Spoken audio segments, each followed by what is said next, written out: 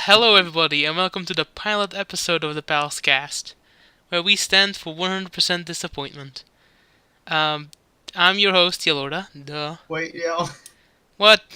I was you like talked while I was finishing my sentence, so in the actual recording, it's gonna come out as me saying like and then you're like, hey, welcome to the Yao That's Palace cast. fine. I could have literally just cut that out. Oh, I didn't know. I I didn't think know we we should were in just different go with channels. this. I thought I we were think all in we one should just channel. go ahead with. Yeah, don't stop recording. We should just go with this. Oh, no, we're All going right, with this. I know. This all is a right, perfect. disappointment after all. Yeah, we're tried and true. So basically, let me explain this. I'm recording my audio separately, and you guys are one Uh-huh. channel. So I can mute you guys and Oh, just keep on oh, talking. oh. That's That makes sense. It's because I'm recording this through OBS and my voice doesn't record well because of the microphone that I'm using. By the way, I just want to point. You said this is tried and true. This is the first time, so. Actually, it's the second. There is the No, episode 0 that nobody knows about, yeah, there we go. You're except not everyone allowed who's to link it in watching. the comments either. I will delete it. I won't link it in the comments. I'll link it in the video. Like This is the I'll, official. I'll start my sentences with like one letter. Like I'll be like H, T, T, and just keep going until I get the whole link in there. Well, then you're just Alright. banned. I will just talk That's to Ashel. So we haven't even mentioned who you're with, Yao.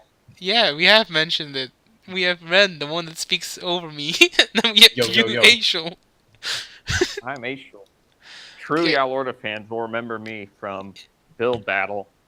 True Yalorda fans will remember me from nothing. Yeah, I think Ren has been in nothing. I've been in nothing. Have you been True anywhere? Ashel fans will remember Yao from Super Mario Kart Stupid Circuits series finale. True Yalorda fans will remember Yalorda from like The I don't Belgian know. runner. Yeah. We played one Minecraft map together, and then he quit. That's perfect. Yeah. I would say you would know me from Sonic Cynic's videos, but he deleted those. So Wow, that's deep. It's a deep cut. I had like one voice clip in Okami's video that he also deleted, I think. Which one? The one where he's playing TF2. Some people Oh. might also know Yao for playing Shrek in Minecraft. Shrek is Love, Shrek is Life. Oh yeah. I should have an IMDb page, really. That was Yao? Yeah, that was Yeah. me. Yao is Shrek and the dad in that video. True. So you can Beautiful. officially call me daddy. That is the last thing anyone in the entire universe would want to do. That Except is. for like Lucina, but she doesn't exist. Well, she has Chrome. Well, I guess daddy doesn't mean father. Yeah. Um. Yeah. Well, I think that's an intro, right? Yo, Yeah. yo, yo. Yo, yo, yo. So how does it even? How does this even become a thing? That's a sentence. How Well, did this become what? a thing? We just all were great pals, and it sure would be cool if we got in on that popular podcast craze that has been taking the world by storm since around 2016-ish. Because for some reason, suddenly podcasts just fucking jumped in popularity. Yeah. And I was So like, oh man, it would be cool if we just talked for a couple hours and recorded it. And so that's what we're doing now. yeah, because talking is effortless. Yeah, but recording is not. It is if you. Well, yeah, if you put in effort. Hope will So never die. are we just going to give random quotes to fill in dead air? So that this works. No. Uh, That was I'm an on the Einstein podcast. quote, by the way. He said no once. I think most people said no. Who said no? Yep, exactly. I didn't say no. You just said now. I think it became a meme. That's how it started. All the way back when we first called in the lounge with like QB Oh, I remember that. Yeah. and Birdie No, I was at like and Phil. an art thing, like an art museum, and I went outside and I was really lonely and bored because I was waiting for my ride. And then I was like, "Hey, does anyone want to come and lounge?" And then we got like 8 people in the lounge all at one time. Lounge being a Discord channel, like a voice channel. Yeah. And yeah. And we were like, man, this is such a cool experience. Why don't we record it so everyone can experience the funny stuff we were talking about? And now we're going to be very unfunny. Because Yeah. nobody is here that's funny. That's a deep cut. I think Ashel and I are at least a little bit. Yeah, you know I was just joking. Yeah. I You know mean, I if was Phil too, was right? here, then we could kind of salvage it, but he is having a barbecue. Yeah. Phil Cause was like, "Oh man, I'll be there," and then he was like, "Oh man, I'll not be there." okay, can we talk about this? He I was like put the the only time person whose time zone like was the one that was given, exactly. Phil and I are and he exactly messed from up. the same time zone, and somehow he still messed up the hour. He's like, Hey, "Oh, I thought it college was at gonna start 10." at 10, not 7. I'm so angry. I'm not Yeah. actually angry, but I Meanwhile, am shaking my head. Ashel and I are just completely in a different place, and we were ready. Yeah. Where are Yeah. we? Ashel Now is in a garden. I'm in Texas, and I'm being bombarded by text messages now. Texas messages. Ha! Texas messages. Yeah. Ren is just in her room, and I'm also in my room. Hey, I am in a room. that's kind of special, right? Is that where Yeah, usually people do podcasts probably. in a I room? hope we could be like the only podcast that plays every episode outside. Well, And somebody has yeah, to, considering not everybody can be outside. true. I could be the I'm only one that outside isn't. enjoying the rain. Dancing in the rain. Singing in the rain. Well, no, he can't sing on the podcast. It's actually banned. But I I was agree. in a Skype group one time that had a rule specifically against me singing. Mhm. Against Anyone you else could singing. sing. It was me. It was the rule that I couldn't sing. Well, nobody can That's sing here, so. that's tragic. All right. I'm glad there's no discrimination. Yeah. So, topics of the podcast are literally anything and nothing, I guess. Literally. It all depends on who is here at what time, in Yep, what since place. you've got 2 bionicle heads, that's Yeah. what we'll talk about today. Do you guys have anything specific you want to start about? Yeah. Hey, Ashel, I think I might already know the answer, but what is your favorite year of Bionicle?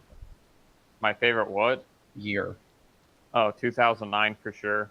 Never would have guessed. But I guess it's like a bias. Oh no, I stepped on another snail. Oh god. Are you serious? Yes, Was Why it- are you I walking really- around? because I'm like the sort of person who just paces around while I'm talking. Okay, I so can't believe Yal is judging you for that. How well, dare because you walk around? look, before we started, he stepped on another snail. How many snails can you step on? There's Good like question. 50 sitting around out here. They're really tiny, so I don't notice them. Well, There's also a creepy dead lizard skeleton. we just witnessed a murder, I guess. Yeah. I didn't kill the lizard though. The dog killed the lizard, and then over the last 36 hours, It's ants canceled have ate permanently. everything. So, did we totally get sidetracked about what year is the best Oh year in yeah, Bionicle? Bionicle. Yeah, Bionicle's got a lot of good years. Let's be real here. Alright, I'm listening. I'd say the only to me really meh years of Bionicles are Bionicle. 2010. Obviously, I think no one would defend it as a great year. Yeah, no, not really. And then the other year that I've always thought was really meh is the year with the Vaki and the really 04? ugly Toa. Do you mean Isn't like it any? 04 or 05? Because the Vaki were in 04, and the Toa Hordika are 05. I thought they were the same year. Well, they're both to me No. some of the lamest. Those two are the ones that actually expanded on the lore, though. Lore-wise and Yeah. even No, I don't mean the plot-wise, they're probably story wise. I best mean, I'm ones. talking about just in terms of toys. Oh yeah, no. In terms of toys, I liked the Toa from 04, but all the other sets in 04 were kind of awful. Is Yeah. 04 referring to the year? Yeah. Okay, good. That way I can follow on the wiki. Oh yeah. The Toa design was pretty cool though. I've still got Vakama and Matau over on my shelf. The Matoran were kind of neat, but they have the issue where if you turn them around, their backs are just completely empty. They just don't have backs. I don't know why. They don't have backs. 05 was just generally a crappy year. Most people will say that 05 is probably the worst year besides 10. Just because there's so little that we get out of it. there's like a lot of lore that gets kind of like improved upon, but the actual plot, the main plot of the year, is stupid and contrived and doesn't need to exist. And people Yeah. theorize that the main reason why it even exists in the first place is because Lego had been signed on to a 3-movie deal with Miramax, who were making the Bionicle movies, and they'd only done 2 so far, one in '03, one in '04, and so they had to like make some kind of story for '05. Too bad So they that's why didn't it's a wait thing. to do much better years of '06 and '07. Yeah, if they waited 1 year, we would have gotten like the best fucking Bionicle movie with like the Baraka and shit. Yeah. Would that be the best movie though? Honestly, Yeah, it probably would. an The '06 Baraka were movie great. would have been the greatest. It would have had the Paraka in it. Would Yeah. there be an anti-hero? Oh, I guess they're still heroes, right? The Paraka are like they're Enemies. anti-villains. Oh, they're anti-villains. Yeah, Does that make them villains again? yeah, they are. They're anti-villains. So like, they hate other villains. Like, there's this one guy. I won't get into too much detail, but there's someone who's like guarding the Mask of Life, which is what '06 is about. And even the Paraka don't like him, even though they're like generally perceived as the main enemy. And they also like generally help out the Toa for a short time, to like fight this guy and stuff. But like they're Mm. definitely nowhere near heroes. They're all fucking assholes, and they like hate each other. Relatable.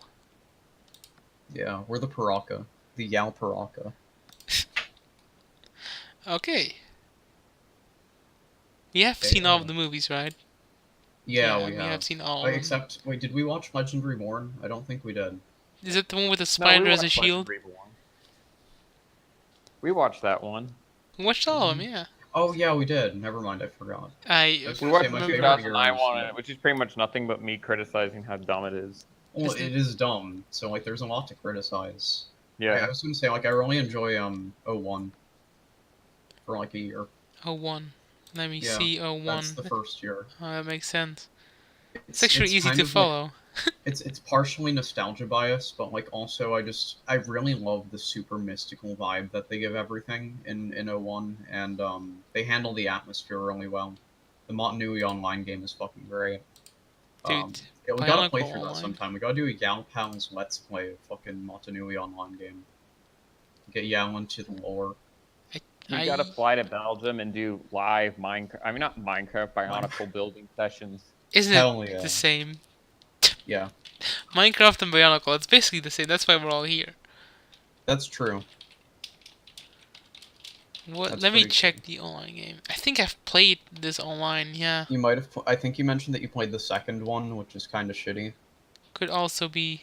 I just googled it and like I can remember the screenshots. It's I kind of like a remember playing- fetch quest kind of game, right? I played this like Talk about it. overhead view Bionicle game. that was, Are you like, talking for top- Bionicle Heroes? I don't remember what it was. It was on the Lego website. Oh, on the Lego website. Isn't that where You said it all of was them over are? the shoulder. Yeah, it was some sort of like flash game on the Lego website. It was like an overhead game. I think it was. Yeah, I'm pretty sure it was 2008 because I remember playing as Krika in it. Oh, okay.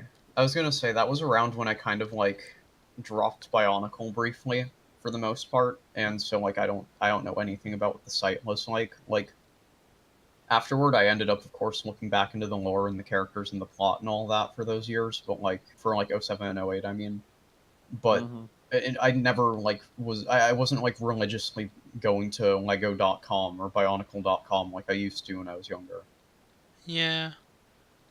Good And old I remember times. fucking commercials for Bionicle.com.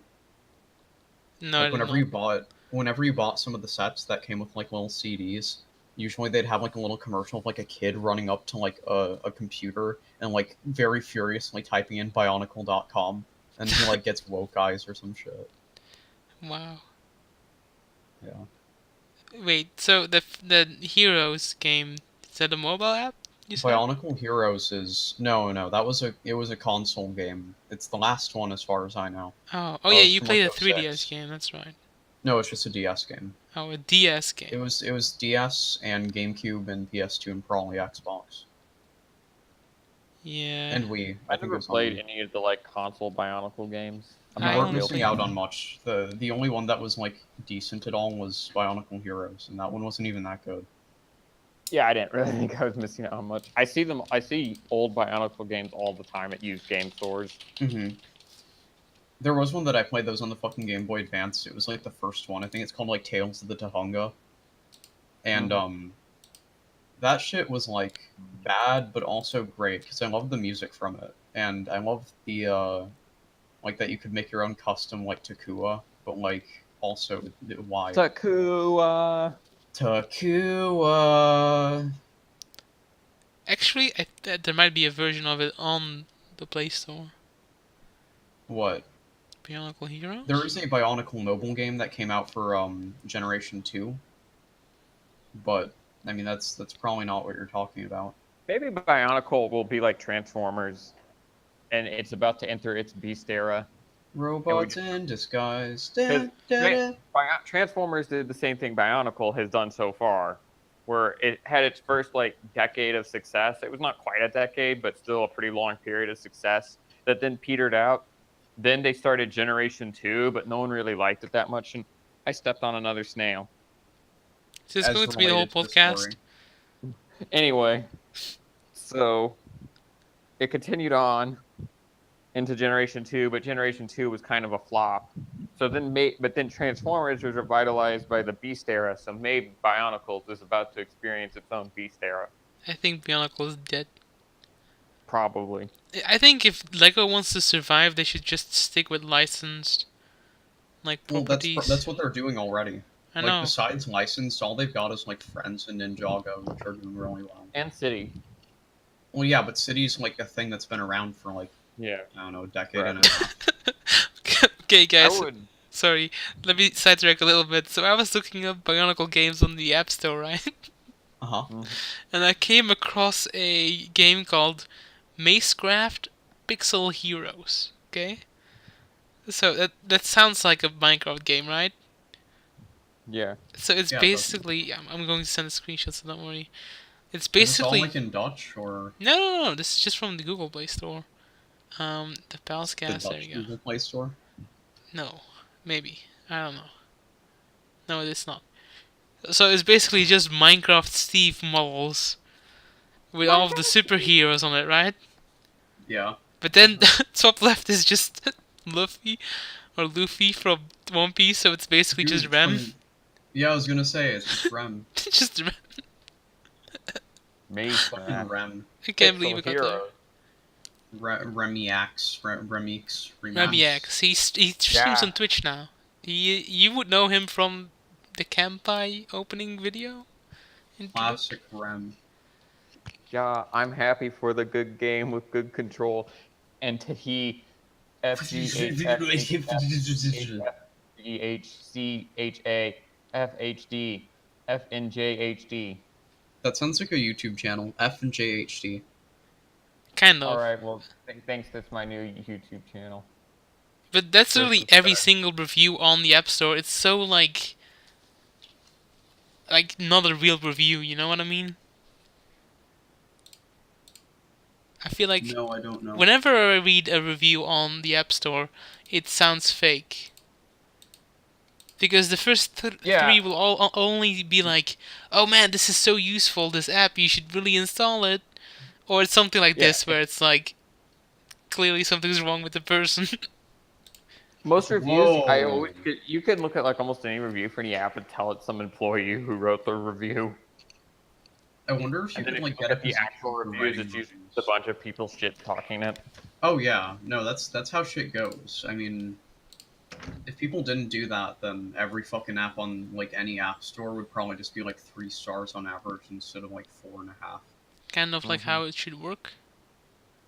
Yeah, it is. Yeah. But, I mean, hey, that's not how it does, so we gotta be Truth. Yeah, there's so many games that are basically just Minecraft on the Well, there's a lot that are like pixel shooters, right? They're all different in a sense. Like this one was a maze game, but it's like Minecraft models. Yeah, it's a maze game where you're in a maze. Yeah. It's an amazing game, I'm sure. That should be a real comment.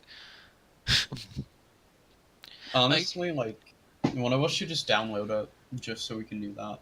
What? I have a review of it. Yeah. Like, I guess you probably don't even have to download it to write a review. Well, All you gotta no, do but I mean is like a just review for download here. Viking War of Clans. Okay, hold on. Here's another one. I'm glad I left you all speechless with that. I was actually not paying attention to you, Angel. I'm sorry. How dare you? I Okay. just thought because every like fucking, it feels like half of all the YouTube videos I see are advertising Viking War of Clans. Oh War yeah. of- Yeah, Viking War of Clans Robots War. Really? I haven't seen any of that. I just know mobile games. I see it and I'm like, I just see it and like, I don't know who actually cares about Vikings. Or wars. Well, or Vikings robots. are kind of like the unpopular Roman warriors, right? Unpopular. Or pirates? Nordic. Ancient Yeah, they're pirates? Nordic as fuck. Yeah. Hey, no cursing on the They're more stream. like, I've They're more cursed like- like 4 times. they're more like brutal, savage barbarians who just went around and raped and killed villages and stole. That Yeah. doesn't sound like a very good time. Well, Yeah. I mean, it was a different if time. Viking War of the Clans was realistic to what Vikings were like. It should be. Can I read another review? Yes. Of course. Okay, same game, right? Alright. Animations are not so good, but this game is going to fill stress in the user mind. Phil Stress. Do you think Phil wrote the review? No, because this person has like the PUBG like character with the welding mask as an That, as an that avatar. sounds like Phil. I mean, And- you and then just the have to last change it into, review like, a on the shitty page. Overwatch character, and then we're basically there. The last review on the page is Justin, 5 stars. All he says is, "It's kind of silly." Is it What? really worth 5 stars? It's kind of silly.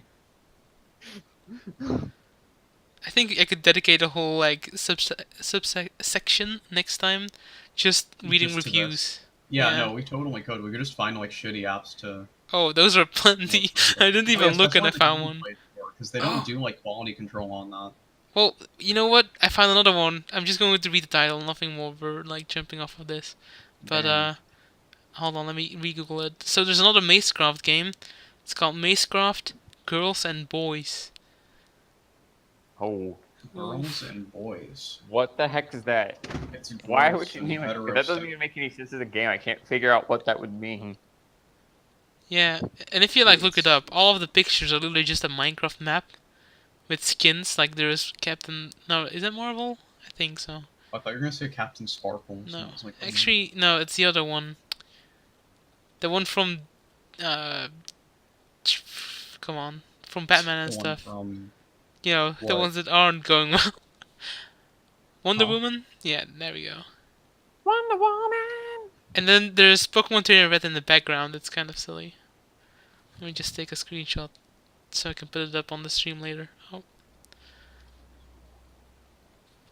But yeah, Bionicle, good games. Not unlike this.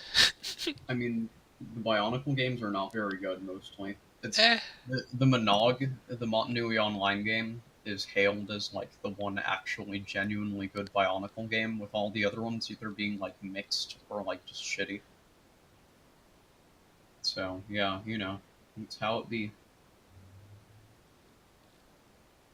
now I need to reopen it again. I want to see if it actually cuts out the text on the picture. Anything else you want to add about Bionicle? If you don't already, like, if you're not already familiar with Bionicle lore, you should become familiar with it because it's cool stuff. Yeah, and the first like 20 minutes of the It's- podcast won't make any sense. Yeah, Should have well, probably it's started with like- that. Ashel gave me like a long kind of Yeah. like lecture and explanation about Transformers lore, and I just have to say, while it all seems interesting, Bionicle lore is less confusing. Like, Yeah, it's- that's how it there's is. like a lot to it, but it's not very. It's not like it doesn't like Bionicle contradict lore itself is more anymore. like It just kind of Bionicle exists. lore is more like Lord of the Rings lore. Yeah, or there's just like a lot to dig into, but like Yeah. if you're into If you it, like, you know. once you know it all, it makes sense. Transformers lore is more like it doesn't really make sense because it's such a muddled mess. Yeah, so if you haven't already, Bionicle lore is pretty Gucci. I mean, I'd say that Bionicle is still pretty timeless. Well, yeah, because it's completely I feel like... like the Bionicle nostalgia is actually growing. Yeah. I honestly feel like Generation 2 came a few years too soon. Yeah. Oh, I think yeah, no, it totally did. Well, the thing is, Generation 2 either came too soon or too late, because Yeah, it for came one too thing, late it to could have come, like, continue the right series, after. Yeah. but it came too soon to really capitalize on building nostalgia. I think next year or 2020 would probably be the real year to want to reboot Bionicle. Because Yeah, I for see, sure. like, 2016 or whenever the reboot came out, I saw like no one mentioning Bionicle anywhere, but now I like Yeah. see the occasional Bionicle nostalgia meme, and it's not just from Ren; it's like on Twitter in general. Okay, but listen, right? They make a new series, totally like reboot Hero again. Factory 2. But this time on like the capsules, like where the toys are inside, right? There's a Mm-hmm. QR You code. mean fucking Yeah, canisters? canisters. That's what I was looking for. So on the canister, there's a QR code that you can scan and you can play the character in the new mobile app that They all the can little call it kids can play scanisters. on their tablet. Transformers did that not long ago in a toy line. Did that Really? work? I don't know. I have I no mean, yeah. clue, You honestly. don't have the figures, so It was like the little kids toy line, so I didn't like invest into it any. because I feel like in this day and age, all of the children are on tablets or on phones. Here's what hear me out. You should just go to the store, buy a QR code, scan it, and then use your 3D printer to print the Bionicle. Oh, that's so like 2020 or I want to something. print out a Bionicle, honestly. Like a 3D one. It'd be That I fun. would bet be it cool. unless you like had a super expensive 3D printer. I mean, they're all expensive, but like a really good one, it'd probably just break. They're Like the getting second you cheaper. tried to. I mean, I guess though, if it like broke the second you like tried putting it together, it might as well just be a 2000. Was it 7 or 8 when they 2007, ruined yeah, with it? the All right. lime pieces, yeah. Those are Yeah, 7 where they as well. ruined everything with those shitty, cheap pieces that break if you look at them for too long. Those suck so much. I even like after I became aware that they'd break easily, I would like never take them apart, and they'll still sit around and crack and break. Mm-hmm. Man, doesn't it just feel bad when something breaks? Well, yeah, but what feels bad about them is that it's not even your fault that they break. Yeah, Well, they They are just yeah. just kind of exist. It's like yeah, the they gold, literally just sitting around will sit around and form cracks. That's it's like the weird. fucking gold shit with Transformers, only like sadder because it happened like Yeah. immediately. That reminds me of a recent Oh yeah, post and it from happens Lego. on everything. It's not like on Bionicles you'll. It's not like from 2008 and 9 Bionicles. Only some of the sets those years have this problem. It's well, the later versions of the waves for those didn't, but like that's like a very small minority. Mm-hmm. Like most of them did, and it was something that affected them like immediately. As opposed to, I don't remember the exact term for it, but like the gold issue with Transformers is Gold something plastic. that, yeah. It's something that like it takes time for it to happen. And while it's kind Yeah. of inevitable for it to happen to almost everything, except for the ones that just inexplicably don't have it, Mm-hmm. you know, it at least takes a while. Whereas like fucking the Bionicle ones, no, Yeah. they're just gone the year you get them. Yeah, I had some that I think I remember, like some of the Star Shakers I bought. The moment I put them together, they would get cracks in like their ankles. Like That's I bought so the sad. Paraka, and the moment I plugged his foot in, it cracked. It wouldn't have been the Paraka, it would have been the Baraki. '06 didn't have the issue, but '07 did. No, I'm talking about and stars. Oh, and Stars. Oh, Oh, yeah. stars, Yeah. yeah. The issue was still persisting into stars. I feel like they were aware of it. It was really just they didn't want to deal I with feel it. like it's stars. I sometimes like with old Bionicle parts, I'll like take parts that I can off of figures that I'm like I have that are like not complete and never will be complete, and like donate them to later year figures. Yeah, I used to do that too, actually.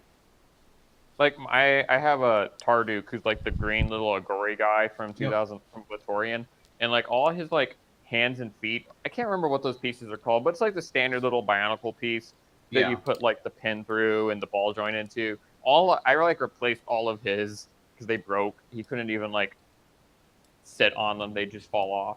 That's so sad.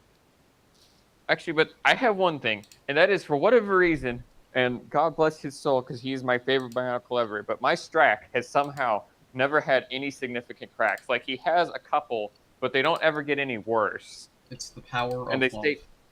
they stay tight enough that he doesn't like fall apart. I don't take him apart any, but he has persisted. Unlike ice, that's he didn't good. melt. I guess also my car turned out pretty well.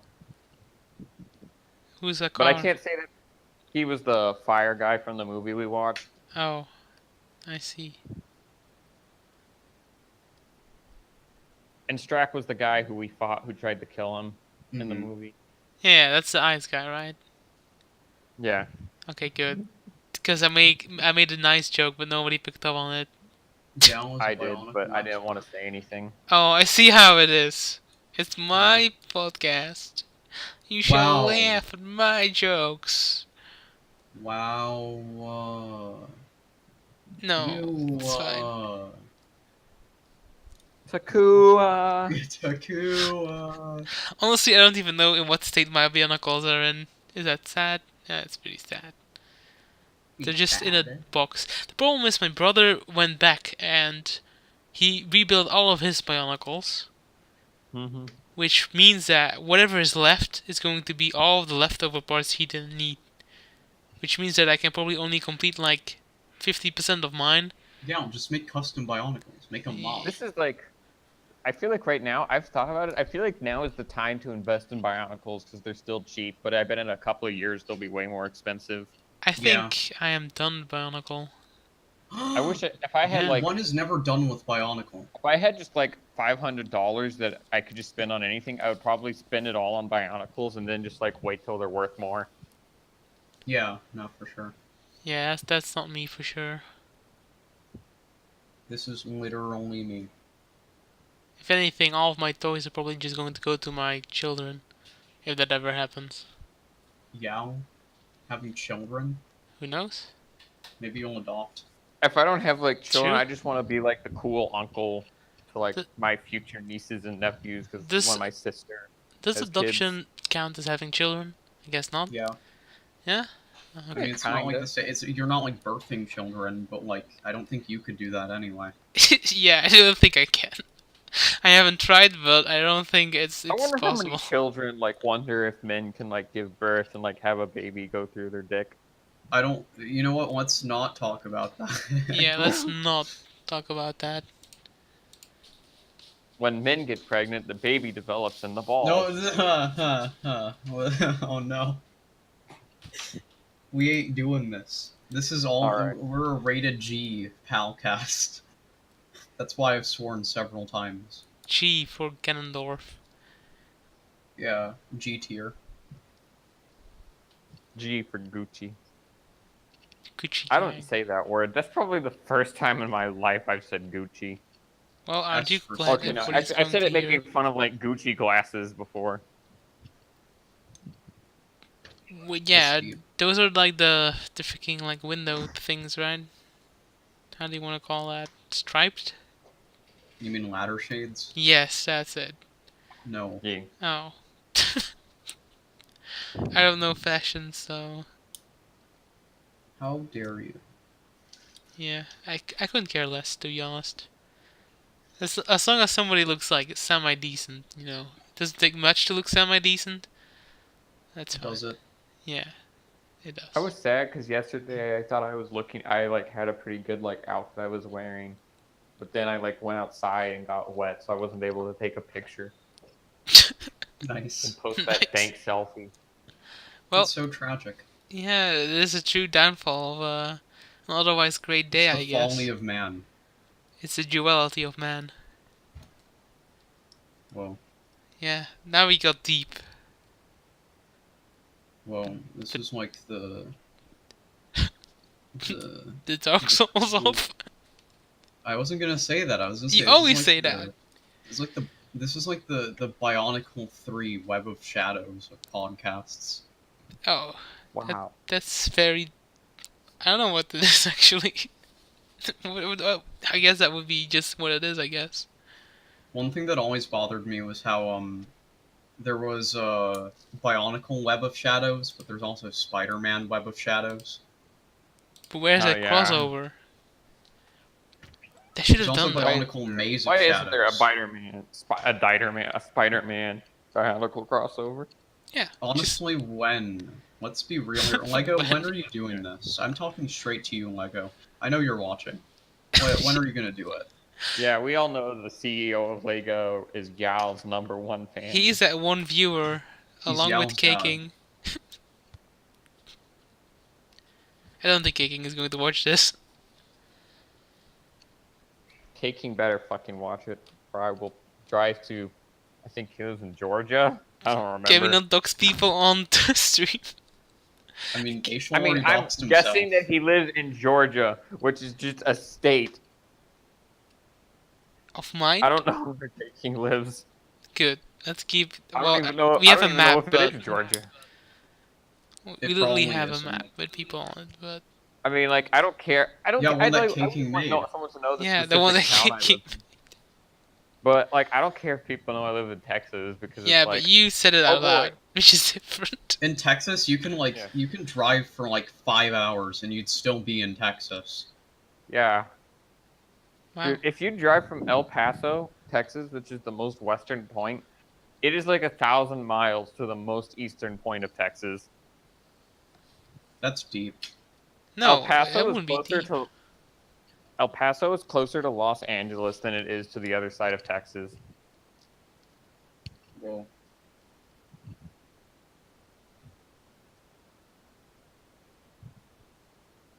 Sorry, I was getting Honestly- distracted. It's sometimes like annoying to live in Texas for that reason. It's like you'd think, wow, I live in Texas, so all this stuff must be fairly close because Texas has a lot of cities people know about. But it's like, no.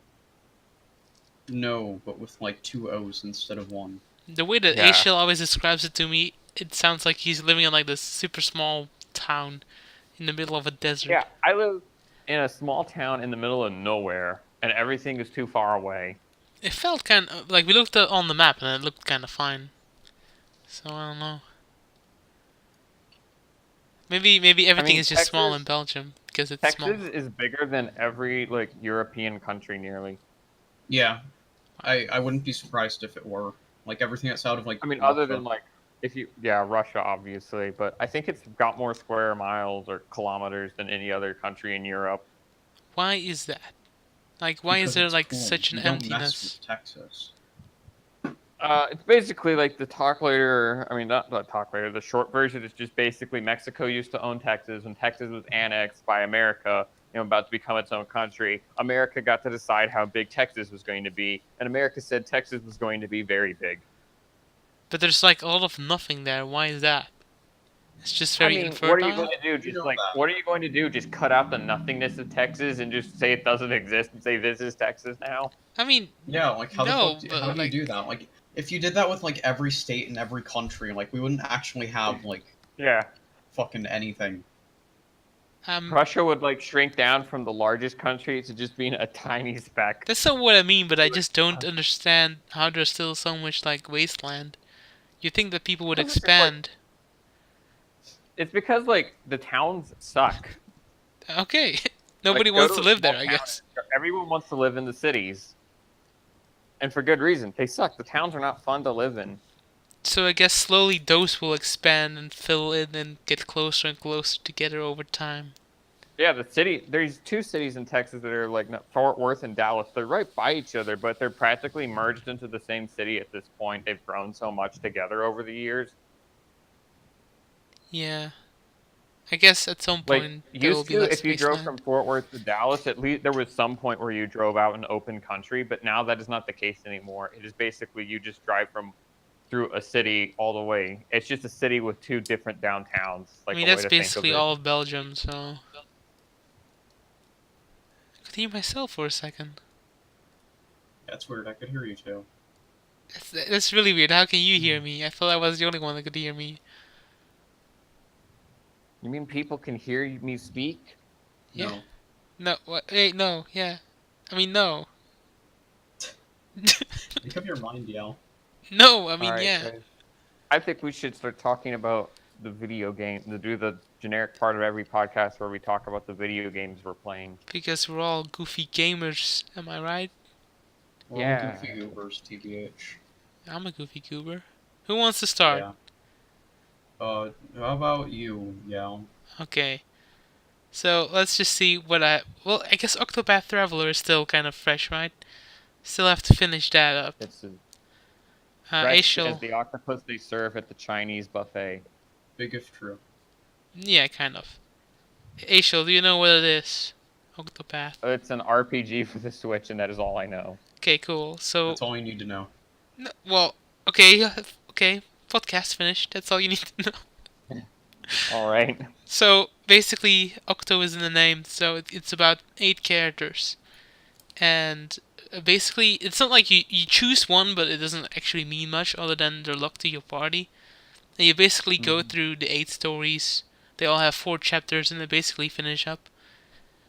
Spoilers: there's a true ending, which Ren has gotten to, but apparently the level requirement is insane. So this is the spiritual It ruins success the game. of Shadow the Hedgehog. Yeah, basically. Yeah, I wouldn't say so. It's more similar to Sonic Adventure than it is to Shadow the Hedgehog, because... Well, no, I'm just referencing because Shadow the Hedgehog has like a bunch of different stories and then a true ending. Yeah. No, but it's not a bunch of different stories. It's a bunch of different endings, and then one true ending. It's closer to Sonic Adventure because it's literally like 6 stories yeah, you're right. in the end. Yeah, So because all the stories don't have anything to do with each other, from they as far do. as I know. Like, Ren says that there's like some hints and stuff, and I don't know. The But true yeah, ending is annoying because like it's got all these story elements that like connect everything, but then like it's like, oh no, you have to be like fucking level 1,000,000 for it. Which it's like, well, after beating all 8 stories, I have like a set of 4 characters that are in the high 60s, and the rest of them are like in their mid 30s, and it's like I don't want to train those other 4 about 50 levels to get them up to 80. I don't want to train my current team up 15 levels to get up to 80. yeah. So that's kind of where I'm at.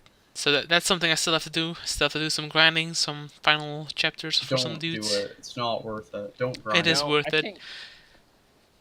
Something that I think is an unsung like hero is that Pokemon Black and White 2 I think has like the best like balanced level up ever in Black and White 2. You almost never have to level grind, but you never like just so strong that everything seems weak by comparison. That's by extension. Black and White did that too. Yeah, okay. Black and White did the most part, except for one critical flaw in Black and White, and that is the second you step into an after game location. Oh yeah. Isn't it like level 60? Level 65, exactly. Yeah, 65. exactly. I remember that. I personally didn't have any trouble with that because when you go into the post game areas, trainers only have like 3 Pokemon. Fair enough. So like it is 3 that are level 65, but it's different from like an Elite 4 member who has like 5 Pokemon that are like level 58. Black and White feels so long ago. It's because it was. That was like 8 years ago almost. Wait, could you play it in Poke MMO? Yeah. I think I might stream that at some point. You should. We could do like a big thing, get like a bunch of pals into it. Yeah. That might be fun. Could be the next stream. I was gonna play Poke MMO with you and Dino, but then I was just never showed up. Yeah, and now I've just been playing it anyway. Yeah, but Ben was already like going hardcore anyway, because we were like, oh, we don't want to do Kanto or Hoenn, and then Ben was like, but I already did Unova, and I was like, oh, well. No, that was Ashel that said that. Oh yeah, that's true. That was Ashel. I'm playing Unova and Kanto right now. Yeah. Let's see. The thing is like, when you said that they make the game kind of unfair, you weren't joking, Ashel. It's like, the AI is fucking bullshit. It's not even just the AI, actually, because the AI, like, I understand making the robots smarter. Well, no, to make things I understand work. making it smarter. Like, the problem with the AI is with their luck.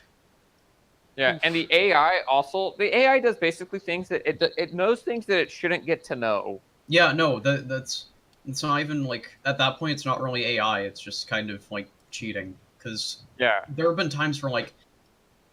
Okay, here's an example. I've been stuck on Giovanni for a bit because there's not really anywhere to grind or anything, and my team is a little bit under-leveled because they, for some reason, jack up everyone's levels by like 5 for, I don't know why. But, so Giovanni has a Nidoking that has like Thunderbolt, Earthquake, Flamethrower, and one other move I'm forgetting. I was fighting him, and I was using a Victory Bell. So obviously the AI is going to use Flamethrower, and I've tested this because I've gone into the fight, with Victory Bell just to see if it will always use Flamethrower, and it does. However, there was one time where I switched out to Gyarados, and it used Thunderbolt instead. Yeah. And I'm like, that has absolutely no reason to do that. Yeah, the AI is making completely random predictions that it shouldn't. It knows you're switching to Gyarados, so it does Thunderbolt, but it shouldn't know. Yeah, because it's like, even if it were a real player playing the game, they wouldn't know that you're switching specifically. Yeah, they wouldn't. You haven't shown it. They wouldn't consider switching to Gyarados. I mean, using Thunderbolt on a weird turn like that, unless they already knew you had a Gyarados, a real player. Which they don't. Yeah, the AI shouldn't know that you have Gyarados, and that you're going to switch, because you know it's that if you instead stuck with Victory Bell, it was just going to use Flamethrower. That's the type of crap that pisses me off in that game. And that's like how the AI is unfair. They fuck with the luck too. I was noticing this. I've been hit by Double Slap and Double Kick 5 times. That's like, I don't think the moves are even programmed to do that normally. Yeah, I think so. Yeah, I don't think Double Kick can hit. I know Double Slap can hit. Wait, yeah, Double Kick is only twice. Yeah, I've been hit by Double Kick 5 times. I've been hit by Double Slap 5 times. The only one that seems to work fine is Dual Chop, which I've only ever been hit by twice. Oh, interesting. Yeah. Double Kick only is supposed to hit twice, so Double Slap can't regularly hit 5 times. But yeah, Double Kick, that's just full on. The AI is cheating. Okay, hold on. So, Pokemon MMO, right? Is that the one where they have, like, other generations in the grass? Like Teddy Ursa and stuff? Yeah. Does it have Figmon? No. No. Does it have alternate skins or something? You can, like, customize your trainer. Okay. No, okay, good. I thought of something else. I was sad in Pokemon MMO. Years ago, I bought a bikini in Pokemon MMO for my character. But then, when I played later, like, on the same account years later, they'd removed the bikini, so I just like had a lame pair of shorts. Oh, you did get your money back? No. That is cruel. I mean, I assume it's $Pokédollars, right? So it's not like actual money. Yeah, it wasn't my real. Oh, okay. I thought you got from like the gift shop, and I was like, that's awful. That's awful. No, it was still annoying though. But then again, who would go this far down to buy a bikini in Pokemon? I'm sure there are a lot of people that do. Yeah, which is sad. Yeah. Now I dredged up a very dark part of my past that I definitely shouldn't share on this podcast. Oh god. I wonder if I can buy a makeover kit. A makeover kit? Is that a thing in Pokemon? Yeah, so you can like change your trainer appearance. Yeah, you have the same thing in Guild Wars 2, which is also an MMO, so... But that's the only thing they have in common, I assume. The cheapest makeover kit is 674,399 Pokédollars. Wow. That's a lot. Well, basically it's just asking you to put in your credit card information. Yeah, no, I'm not gonna do that. I know. It's sad too, because I made both of my characters look almost exactly the same. So the only way I've been able to kind of remedy it now is by like giving them different clothes, but like their hair is identical. And their shoes are identical, because you can't really change those. I see. Can you play through 2 campaigns with the same character? Yeah, you can play through all 3 regions with one character. Do you keep your Pokemon if you switch? I don't know, I've never tried. You can keep your Pokemon, but they implement basically the Pokemon won't obey you till you get a certain... It's basically just the same thing. Oh, okay. You need the badges to get it's your like Pokemon trading. to obey. Yeah. Yeah, it's basically your Pokemon act like they were traded, but they don't get like the extra EXP. Well, it's kind of cool. Like you can't just use your level 60 Hoenn starter in Kanto if you started in Hoenn until you've got all 8 badges. That's kind of cool though. I like that. Is it? Yeah, it's pretty like it keeps it like balanced, but it doesn't like, oh look, now your Pokemon are gone forever basically to you. Yeah, the exactly. alternative is like they could have Gen 2'd it, because they've already put so much effort in like customization and Pokemon placement and shit that like it's odd that they didn't just try to Gen 2 it and just like increase everyone's levels based on the badges that you've got. There's tons of like ROM hacks and stuff that do that too. It's not like it's that difficult to implement. And if they're putting so much into like making like new outfits and stuff, you'd think that they would take that time to put into actually improving the quality of the game and giving you more options. But no, I guess Well, you not. see, Ren, it's about outfits generate revenue. Yeah, that's what true. That's what I was kind of getting at. Yeah. So yeah, What was I playing? Oh yeah, Octopath. Other than that, I've been playing the usual Fire Emblem Heroes and Pokemon Go. Well, I guess Pokemon Go is kind of new for people that don't Every day. know me. Because I've started like 2 months ago again. Who's Yal? I'm y'all. Hi. Yeah, so I've Hi, started welcome playing to the Pokemon Go again. Podcast. I'm Ashel here with Yalorda and Ren. Hi. It is I. So I started playing 2 months ago again, basically like every day. And it's been okay, but now I get to the point where I've caught everything that's like new. Yal weighs 0 pounds now. It What? was a while ago, but they did tease adding 4th gen Pokemon in like some promotional art. Yeah, true. I hope it's next month, otherwise I'm going to slowly start playing less and less. As it isn't as exciting anymore. Yeah, I want to play every day for a year and see if nothing happens and be disappointed when nothing happens after completing a year-long streak. Oh, nothing will happen. People will already have had the streak. That's like sad. It would be neat if they like gave you some sort of special reward for like a year-long streak. That would be insane. Yeah, but you have to remember, this is the same franchise where for catching literally every single Pokemon in the game, your reward is a piece of paper that you can't even print. True. Oh, yeah. It will give you a piece of paper that you can print. That's It's a piece the extra. of virtual paper. Hey, I like my virtual paper. And you can only see it when you, like, talk to them. You don't even see it any other time. You just talk to the professor and they're like, oh yeah, here, do you want to see your certificate? Here Yeah, do you want to see it? Do you want to lick it? Here you go. Then you have to give it back. You ever think about how it's kind of weird when Ruby and Sapphire came out? How once you like got the national dex, there was for a while no way you could put any more Pokemon in it. It was really weird. What do you mean? Yeah, in Ruby and Sapphire, when Professor Birch gives you the national dex, you before like Colosseum and Fire Red and Leaf Green and stuff, you had a national dex with all these Pokemon that you weren't going to get ever until these games came out. Well, so you can get couldn't you get the Johto starters in Ruby and Sapphire? No, that was Emerald.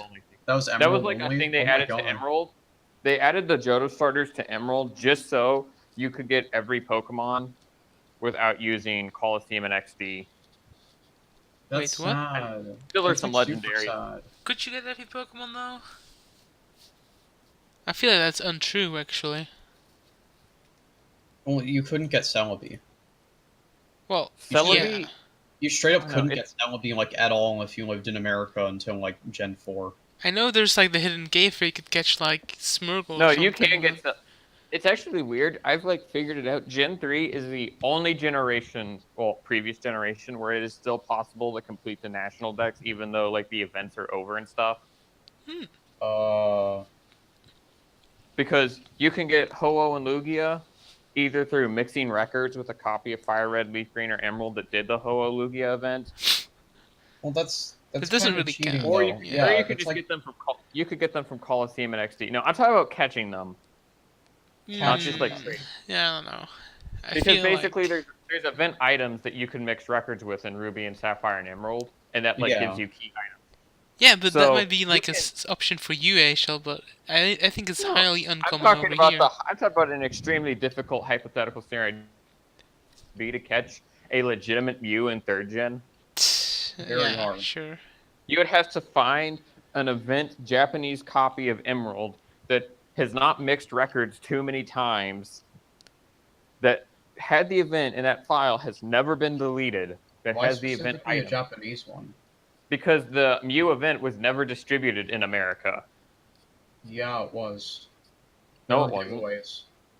Okay, well, I'm talking about catching the Pokemon. I'm talking about catching the Pokemon and not trading them from a cartridge that already has them. No, I mean, like, there were like, event giveaways that, like, gave away Mew. It's not really, like, trading them. Oh, but I think Ashel's talking about the Mirage Island. Yeah, not the Mirage Island. I can't remember. It's Faraway Island. That's where you caught Mew. Faraway Island? That is such a bad name for an island, but okay. Yeah, but there's the event to catch Mew and Emerald, but that event never happened in America. But you could legitimately catch Mew if you had a Japanese cartridge of Emerald that had the, like, old C map or whatever the item's called. Yeah. That takes you to Faraway Island on your Japanese copy, And then if you bought a Japanese Game Boy Advance, you could then mix records with an American copy or another Japanese copy of Emerald if you wanted to, just some other copy.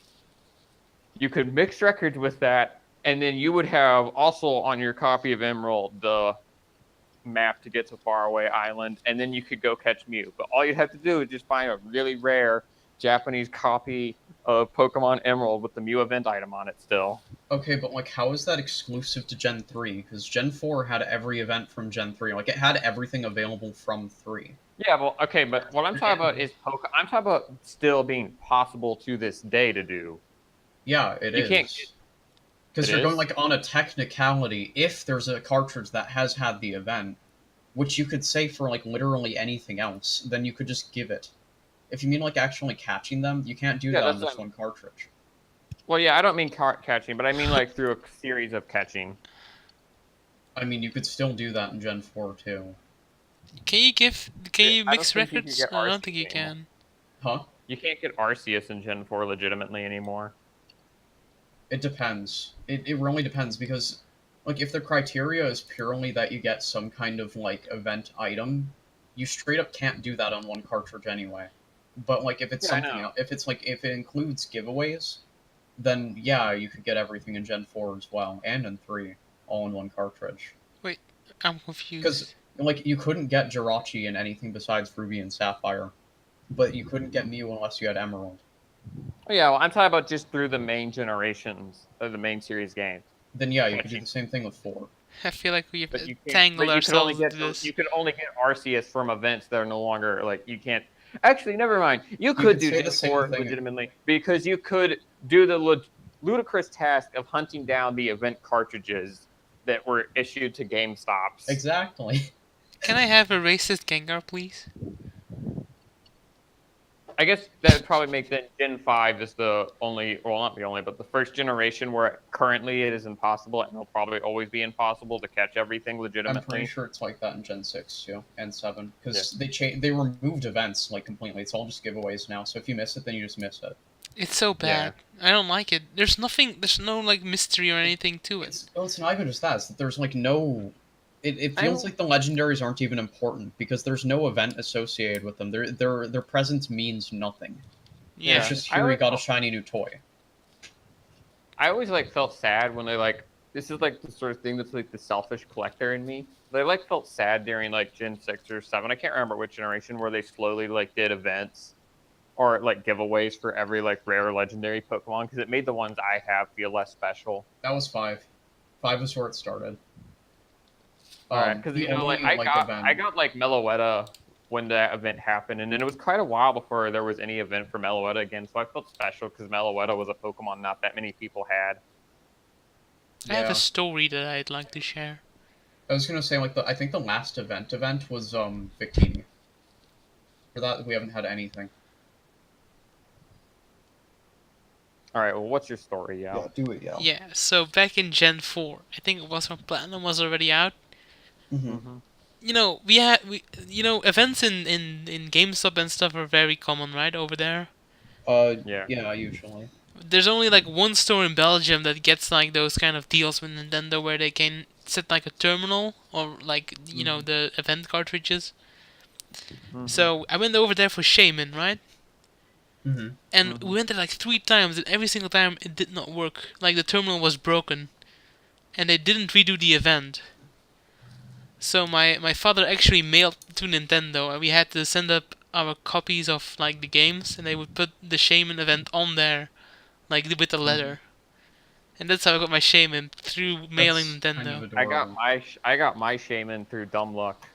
I don't think I've ever gotten a Shaman. I bought a used copy of Platinum at a GameStop one time, and for whatever reason, the person who turned it in must have been pretty dedicated to Pokemon, because it had an event Shaman, Celebi, and Jirachi on it. Wow. That's really lucky. On this used copy of Platinum. I mean, you always gotta wonder, why would somebody sell that? Yeah, why did they just like trade it into GameStop? Like, oops, got my Celebi, Shaman, and Jirachi on it. I don't care.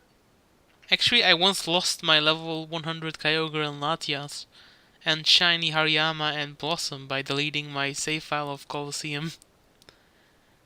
Wow, you're a fool. I was salty. There I is still one am. way that you could get like infinite shamans. Because there's there's like in Pokemon Ranger, I think it was Guardian Signs. It might have been Shadows of Almia. I don't remember which one. Yeah? There were some downloadable like DLC missions, and one of them gave you like a Manaphy item, and one of them gave you like a Shaman one, and I think another one gave you a Deoxys. I don't know And, if there's a Shaman one. I know Deoxys and No, there was a Shaman one, and they could be transferred to Gen 4 stuff. So like, I don't know if it works the same way as the Coliseum bonus disc, but if it does, then you could just get infinite Shamans. No, actually, the way those Rescue work Shaman. is that you can only do it one time. One Oh, that per sucks. play through, I think, even, right? If you want You know another what you Manaphy or something, you have to You could redo get the whole infinite Ranger. Muse. You could get infinite Muse by using my Pokemon Ranch. Yeah. You could get infinite Jirachi. Pokemon Ranch kind of made it so Mew is forever not that like valuable. Don't you have to put like a lot of Pokemon on there though? Even if you can't get Pokemon Ranch anymore, if you own it, you could still just like generate Mews. Yeah, but like so did Coliseum, because the Coliseum bonus discs either gave you Celebi or Jirachi depending on the Japanese one gives you Celebi, the American one gives you Jirachi. So yeah, so you can just get infinite ones there too. It's kind of lame. Wait, hold on. How does it work with Pokemon Ranch? You just, if you transfer 999 Pokemon into the game, then you get Mew as a gift. Oh yeah, but that takes a while. I've done that. That takes like so long. Yeah, if you just catch that many Pokemon in Gen 4, then you can just do it over and over again and race Yeah, but that's like hours of work. Like, not joking. I mean, you could do it. It's possible, but just go catch a bunch of Starlies on early routes. Yeah, well, you can, but it's not like just like generating a Mew in like 10 minutes. That's what I'm saying. Yeah, I mean, it'd be time consuming, but it's definitely totally doable. And once you've done it once, you don't have to do it again. I don't think you can get the second Mew. Yeah, you can just delete your save data. Oh yeah, but then you have to upload like 999 Pokemon again. Yeah. I mean, it's still like a lot of work, but I get what you mean, I guess. The question is how long it takes to actually do that. Because if it's mostly instantaneous, then none of it is instantaneous. instantaneous. I don't know if you have to trade the Pokemon individually or... Yeah, I don't know if you had to do it individually. Okay, I think it works like this, right? You get the box on your 3DS, and you have to press A on every Pokemon separately. Like A, yes, I want to trade. Watch the animation, trade the next. I don't think you could do a whole box at once. You can only do it on a 3DS, according to Yao. Yeah? I think so? No, it's because you said 3DS. It's Gen 4. Oh, DS. You know what I meant. Jesus. Why are you always nitpicking on like such a specific detail? You made the exact same mistake before too, and it's just silly because it's like. I mean, it isn't it's wrong. Just silly. On your 3DS, I don't think many people still use a DS. Wow. I use the DS Lite to play Game Boy Advance games, and that's about it. Yeah, that's actually I don't really like playing DS games on the 3DS because they look kind of blurry. You can actually fix that by pressing like. Yeah. The only issue is that it makes the touchscreen less accurate. And I don't like the screen being like I don't like the resizing of the screen. That is true. I just like if I play DS games, I am going to play them on a DS. Fair enough. Well, actually on a DS Lite because you know it's way better. Well, no, I usually play DS games on a DSi. Yeah, see, like if you are going to nitpick, then we should go into the very specific details. Which color is your DSi? Black. Did they even bring them out in other colors? I assume so. Yeah. I have a black one. I have 2 DSis that are black and a DS Lite that is black. What color has your 3DS? It's blue. Ben? Me? Yeah. My original one was the like aqua blue because I got it on launch, and then my new 3DS is like the limited edition like Black Mario one. Okay, I have the blue one and the red one. Dude, you know 3DS collecting is like the sort of thing that, man, too bad I'm not rich because then I would just buy every like version of the 3DS. It's yeah, same. I love it. I mean, it's like I hate when they make a console like a collectible piece on its own. Like you could just keep buying them. Like they did that with the N64 and Xbox 360. They did that with like the GameCube to a degree. They did it with the Game Boy Advance. They did it with like basically every DS line besides the DSi. It's just always like funny. It's like, oh boy, I could collect all these versions of this console. That cost several $100s to get. Yeah. What bothers me is that you only get like 2 choices when the console first launches, Yeah. and nobody And then all is of going to wait for that special edition. You know what I mean? Yeah. Like, let's say 3 years down the line, there would be like a special version of the Switch that everybody wants. I would I'm not probably going get to that get just it. because mine has issues. Because it's like a launch I tier feel one. like the one thing that works well with the Switch is that you can change the controllers. Mm-hmm. Yeah. So I feel like those are going to sell really well. But other than that, I mean, Pro controllers too, I guess. They've already like released the Switch. Probably won't see the actual like Switch. I don't feel like we'll see any redesign specific like limited or very many limited edition runs because all you could really do is just like make the dock look like something. I mean, the back like, of the Switch too, but I know what you mean. Usually people Yeah. play docked, so you don't see it all the time. This is my favorite I feel like thing. the Joy-Cons are mostly just going to be the thing that do that. They might maybe say like make because I feel like they're going to eventually make a redesigned Switch for the purpose of giving it a higher battery life. I can't wait But for the that's Switch XL. Yeah, can you Yeah. like read this? I just love the description of the reviews for My Pokemon Ranch. Yeah, so this is My Pokemon Ranch review. My Pokemon Ranch received generally negative reviews. The largest criticism of the game was the lack of interaction with the game. That's kind of a weird sentence when you think about it. Mm-hmm. And the fact that the player has to own a copy of Pokemon Diamond and Pearl. Well, of one of the two, not both. For the majority of the game's features to be accessible. In addition, some reviewers criticized the game's me-like graphics, with IGN calling it the ugliest Pokemon game to hit any video game system. I love that statement because it's like it's not wrong up until Rumble at least, but like it's just funny. The game received an average score of 47% on Metacritic. Wow, what a masterpiece! What a Speaking of honestly, shitty Pokemon Wii games, you know what's like comical to me is Pokemon how Go. expensive used game stores try to sell Pokemon Battle Revolution, an almost worthless game. Oh yeah, it sucks. oh yeah, it doesn't work anymore, right? Online is dead. Yeah, it doesn't work online anymore, so all you could do is like the shitty Coliseum battles or whatever. Yeah. That game, talk about a downgrade to go from Coliseum and XD to Battle Revolution. I mean, to be fair, Battle Revolution's basically just Stadium again. Yeah, Yeah. I mean, actually, probably the Stadium games are like still better than Battle Revolution. I have played a lot of Battle Revolution, but mostly against other friends. And Battle Revolution is just dumb. Stadium is Like, how cool do you- because like there's unlockables and they actually do shit. Yeah. okay, My favorite hold thing on. was Stadium 2. You can like unlock the ability to like play any of the Game Boy games in it, and you can play them at like 4 times speed. It's just really Yeah. cool. Okay, the fun thing about Pokemon Battle Revolution is actually playing with your teams from Diamond and Pearl and stuff. Yeah, well, Which is I not mean, the You game. can do that. That's like the whole selling point of the game is to play with your Pokemon on a game that you True. could also play with them on. It's Yeah. literally 3D model simulator. True. Yeah, like it's now worthless because of It the was fact that already it's very taken like pretty much long. worthless when it was out when there was online for it, but it's like today there is no reason to own it. The music And is yet pretty GameStop- decent. They want to like sell it for $30. It's like who would pay that much money for a game where you basically can't do anything?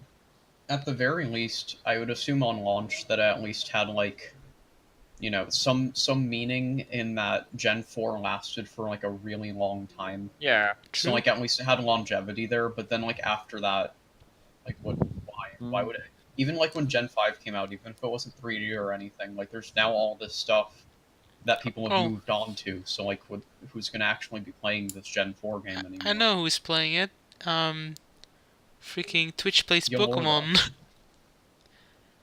No way. They did salty bets for a long time using Pokemon Battle Revolution as like the visuals. Did you guys not know that? No. So I you know don't what salty follow bets that. are, right? Nope.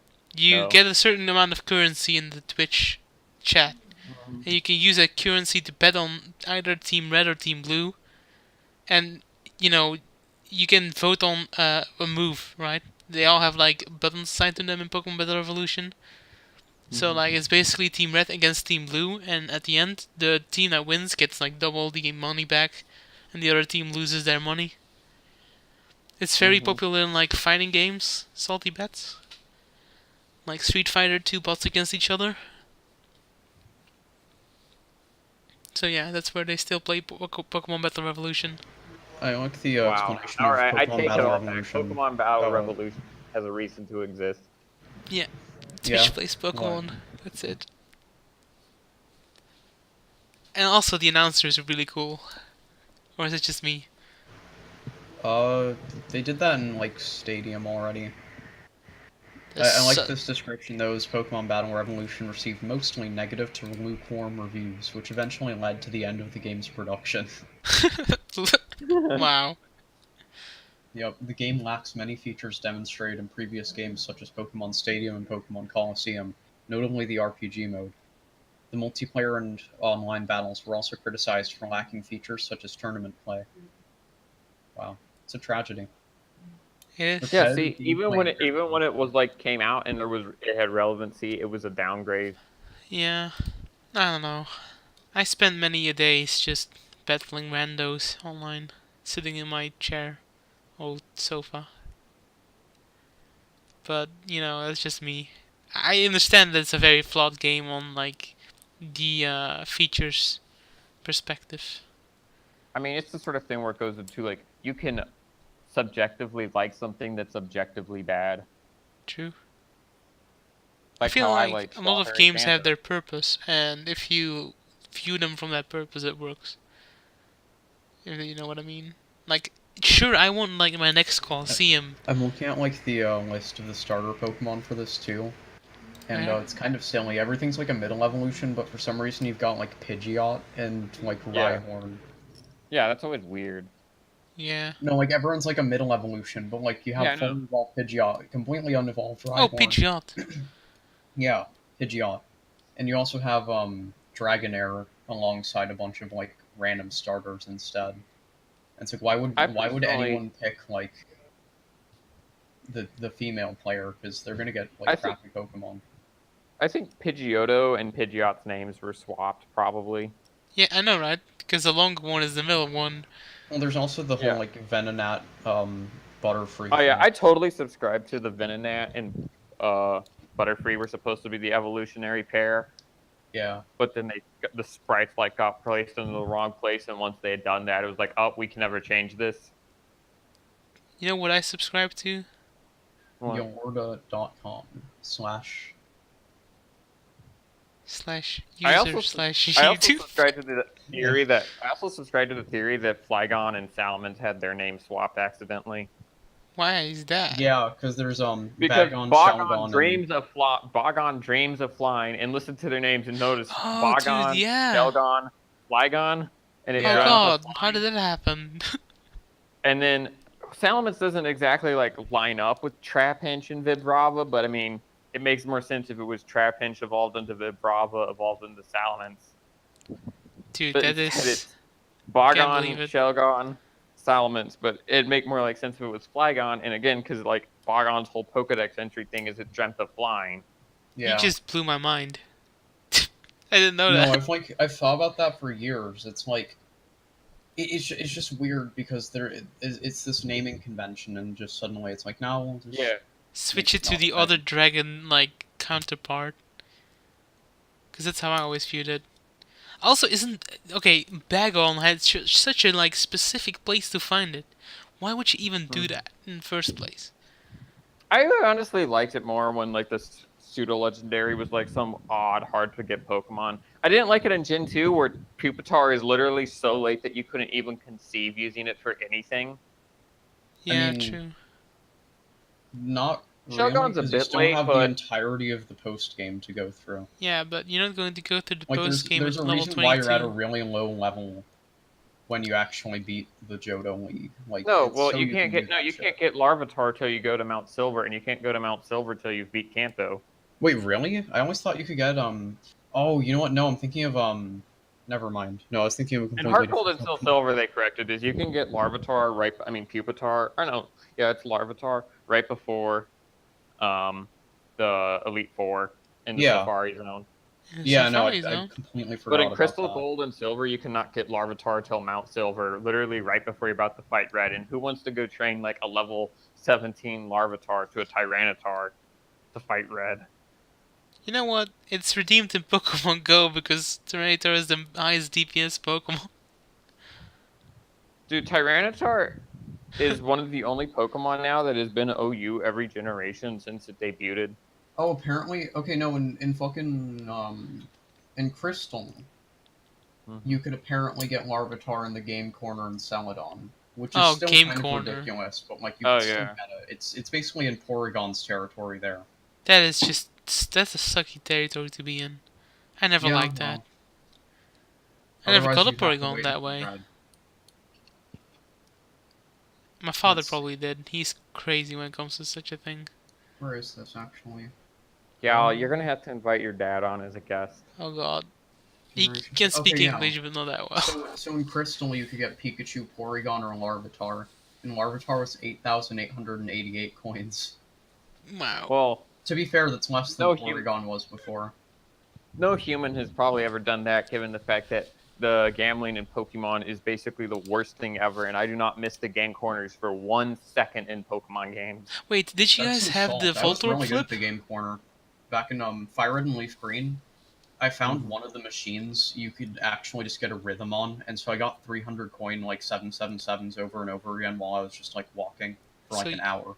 And so I just got like a Porygon, and I got like a Dratini, and then I got like a bunch of other Yeah, stuff. whenever like, I've played TMs. Fire Red and Leaf Green, all I do is just go use the VS Seeker to grind money against trainers, then buy the coins. I mean, that's probably an okay idea. It's an More okay time-consuming. idea. Well, because like, if you can get 300 coins at a time over and over and over and over again, you're going to be able to afford everything really quickly. Yeah, I've like tried to do like the methods, like I've in Crystal like gotten up early in the morning to go to the slot machine that statistically has the best odds, but you can't use most of the time because there's some guy standing in front of it. That's what I'm wondering, actually.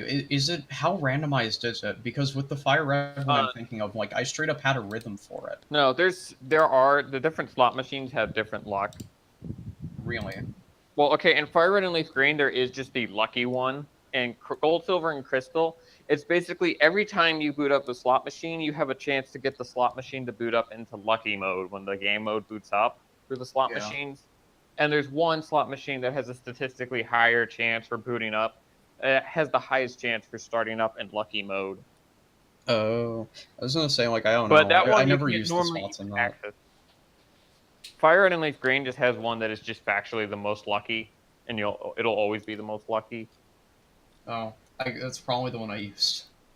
I don't know. Yeah, you probably just got lucky and talked to it. I think it's like third one on the second row, but I'm not sure.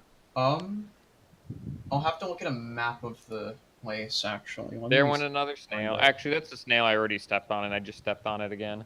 Wow, double murder. Um, But did you In guys case it have wasn't that Voltorb long. Switch? okay, here. So, yeah, I'm gonna post it in the Palscast. So, it's on the second column from the right, and I believe it's the one across from the dude who's on the right. I mean, sure. That's the one that I always would go to, and I kept on getting like 777s and like all that. The only thing I use that one for is to go to the terminal to the bottom right, the yellow one. And get So- like a trainer card sticker. Yeah, to print my Yeah. Pokemon on my trainer card. I kind of liked that function, but I also didn't because it would get outdated really fast. It's fun to go back and update it though. It's like a way to see like how far you've gone. It would be the most meaningful in something like a Nuzlocke, where like you can have like the memories of Pokemon that are dead. Like you could take like any Pokemon in your graveyard and make them into your team, so that you could get a picture of them. That's just sad stuff. Yeah, in memoriam. Well, and then I also played Monster Hunter World, like literally up until the podcast. And I still can't believe how many people don't play that game. It's a good game. It's basically just like Why? boss fight the game. Wow. Wow. What's Ashel been playing? What's your life? I have been playing slowly Skies of Arcadia. What's that all like? It's a JRPG for the Dreamcast. I've only played the first like hour of the game. It's Wow. it's a game where you're basically just sky pirates. Huh. I haven't got that far into its story so far. I need to. It's a rare game. I need to go to the game store later today and officially like buy it from the guy because the guy was like nice and just let me borrow it. Because he just like trusts me to bring it back and not like just skip town with it. And he's gonna let me buy it for a discount price of $72 instead of $90. That's not bad. It's like Yeah. But you know, I've like bragged to my mom the other day wow. because a long time ago when I was like 14, I wanted to buy it online for $45, and her and my dad were like, "No, don't do that. That's too expensive." Aren't new Just like games wait usually till like wait. that price? Yeah, and this isn't a new game. This is a game from 2000. I know, but it's just weird that's like, oh no, it's Yeah. too expensive to buy a game for the amount that like you pay Yeah. for other Well, games. they were also like way more like, "Yeah, buying stuff online, you might get scammed." Which I mean, yeah, you'll get scammed, but usually like I wasn't stupid. I don't think I've ever like bought anything online and got scammed over it off like eBay. But anyway, so back then I could have bought it online for $45 because it was way less expensive back then. So I was just to my mom like, Mom, I could have bought this game for $45. Did everyone die? Nope, I'm No, here. my dog was just barking in the background, so I turned my mic off. But it's I a really mean, neat game. yeah, that's how I almost didn't get Minecraft because my dad didn't want to buy it online. That's so tragic. Yeah, imagine a world where we didn't meet through Minecraft.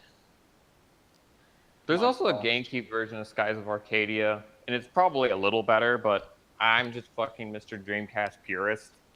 How much did you I play have, of it? I've only played the first hour. I have barely had the time to play it. When Did I you get get into home and like combat or run the anything? research, yeah, I've fought some battles. But battle mechanics aren't like anything incredible, but they're kind of neat. Is there anything special to them?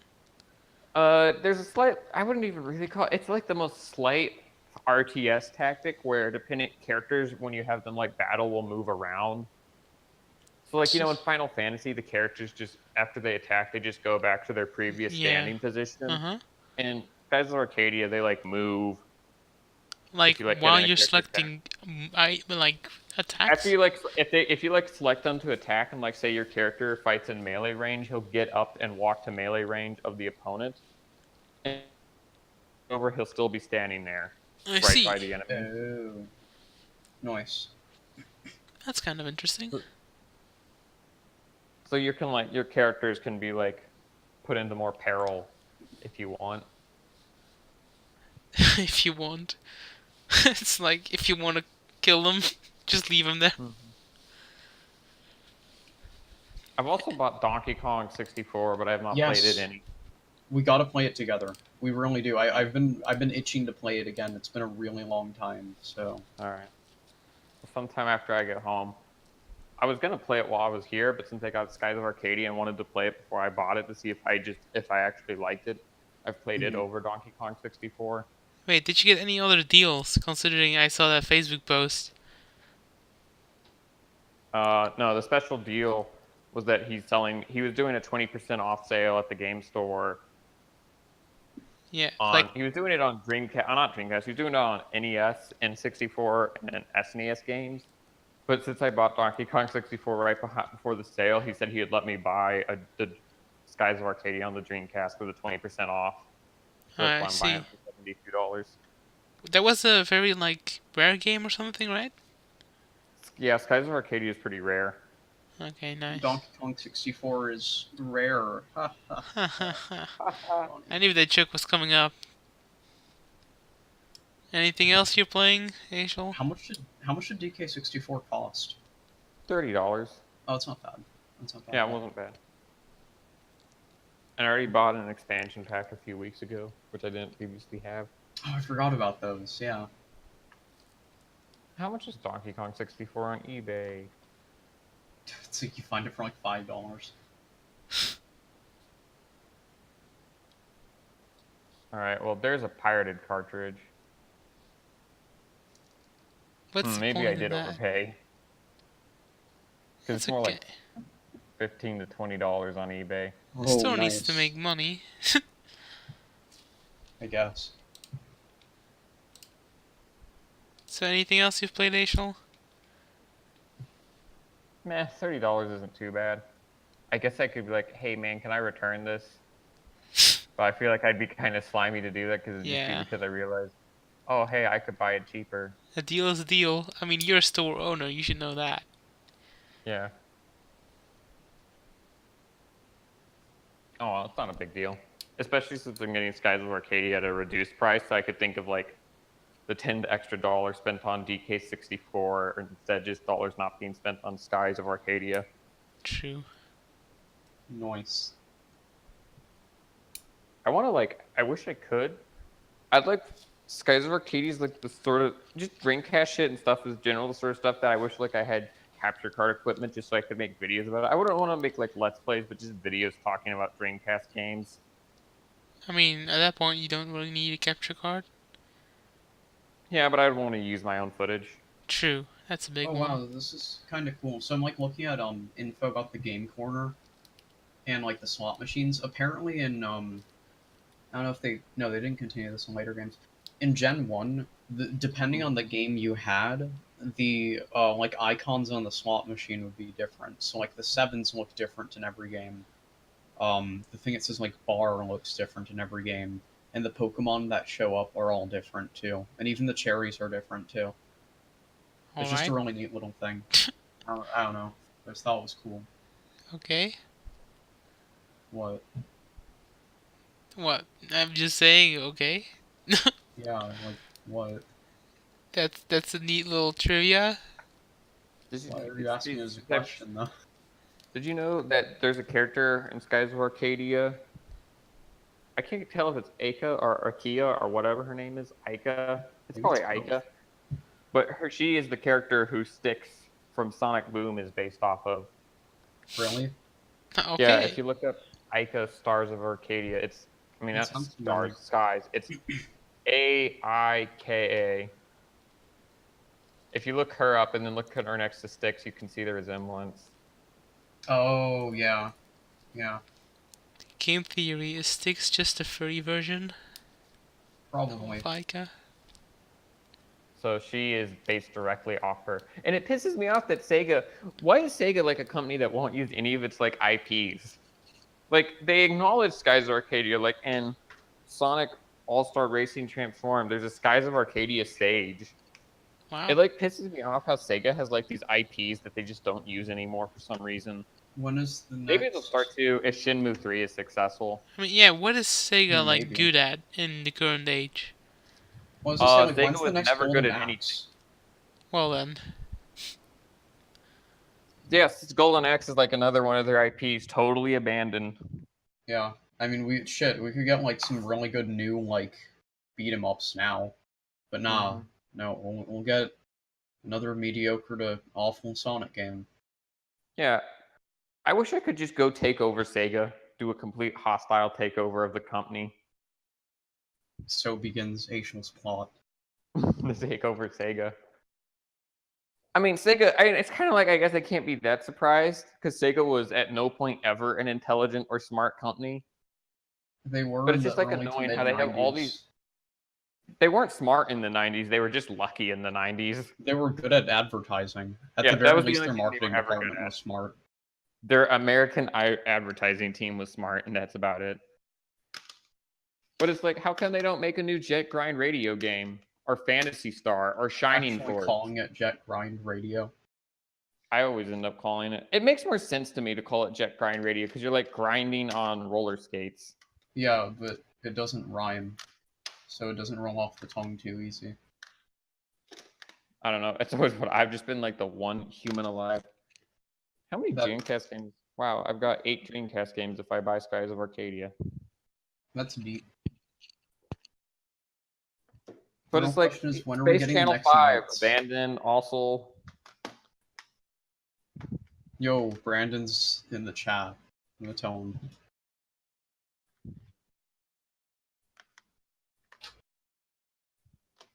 We need to get like a new Knights into Dreams. Yeah, that's another franchise totally abandoned by Sega.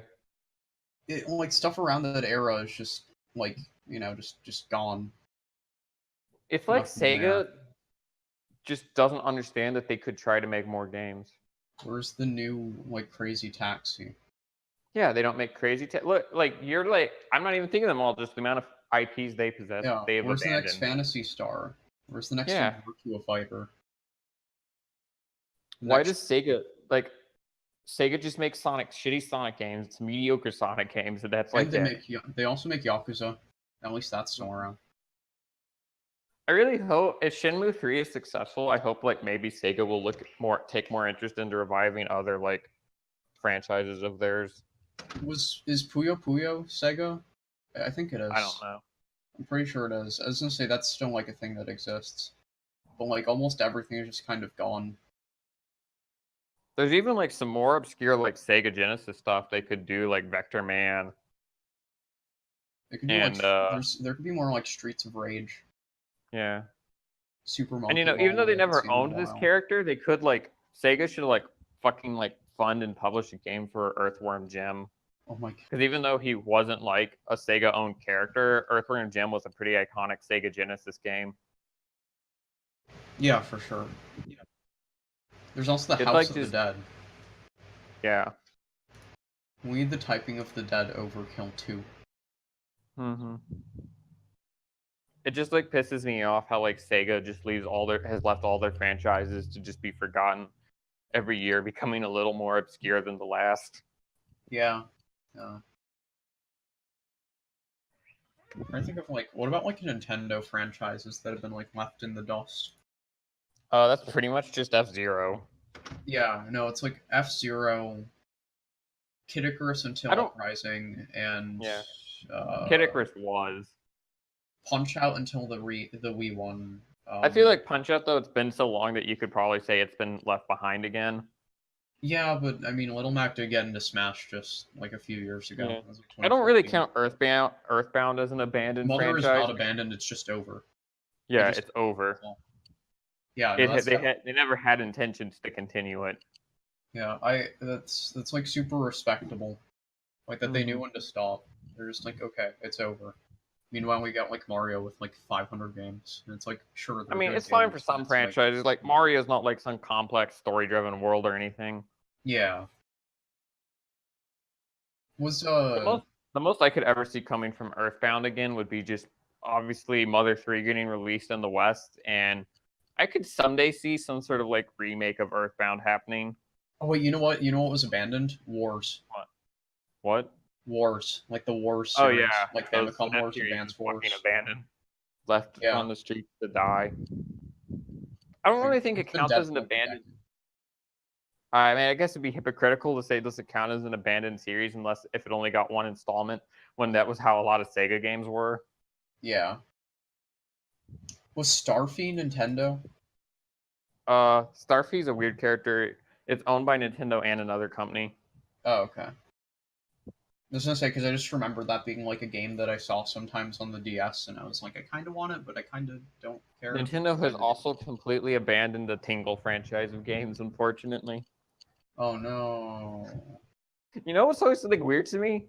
That like Tingle Ruby Tracker Hunter game was only released in Japan, but I one time saw a used copy of it at GameStop.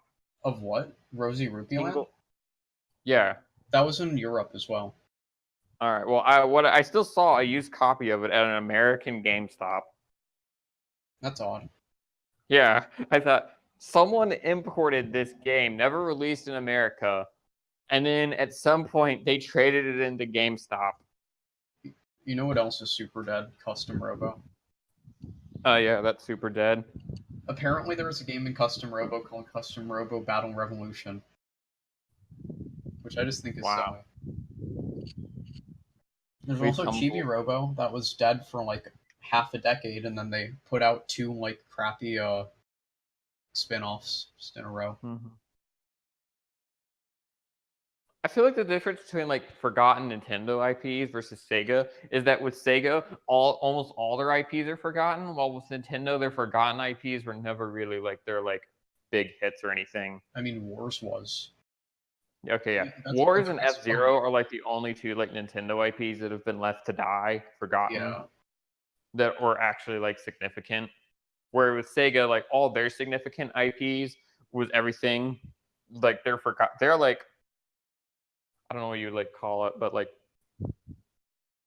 all their IPs were more like all of Sega's like IPs were more like the forgotten Nintendo IPs than they were ever like the main Nintendo IPs. It's not like Sega had some sort of equivalent to The Legend of Zelda that they just abandoned. Well, they did have an equivalent, but I mean in terms of popularity. Right. Yeah, no, for sure. It's like Sega should be taking stuff that they've done before and building off of it, or even making a bunch of new IPs and just going off of those, but like they're not. And it's like, why? Mm-hmm. I mean, I don't know. It's something. I actually feel like though within the Switch's lifetime there will be an F-Zero game. I'm sure there will. I'm sure there will be something. I hope there's another Wars game just to bring the series back. Just because it's been dead for too long. Pilot Wings, I'm glad got like a new one when the 3DS came out, but obviously there's not been anything since then. I feel like with some games you have to look at them and think sometimes on some series like what's the point of even making a new game? Yeah. Yeah, for Pilot a long Wings time. literally just exists as like a tech demo. But then again, like so does Star Fox, so like I don't know.